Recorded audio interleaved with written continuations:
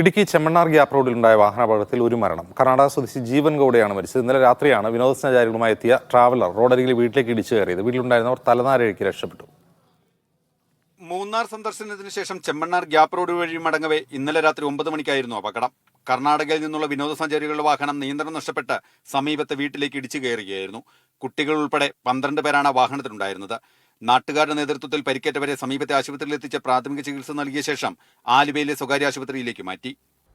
ഞാൻ ഇവിടെ ഇരിക്കുമായിരുന്നു, ഒരു കൂട്ടുകാരൻ ഇവിടെ ഇരിക്കുമായിരുന്നു. അവൻ പറഞ്ഞു എഴുന്നിട്ട് ഓടിക്കളാന്ന് പറഞ്ഞു. അന്നേരത്തിൽ വന്ന് ഇടി കഴിഞ്ഞു. ആൾക്കാരെ വന്ന് വണ്ടിയെ കെട്ടി കൊണ്ടുപോയി. ശബ്ദം കേട്ട് വീട്ടിലുണ്ടായിരുന്നവർ ഓടി മാറി. മുറ്റത്ത് നിർത്തിയിട്ടിരുന്ന 3 ഇരുചക്ര വാഹനങ്ങളും തകർന്നു.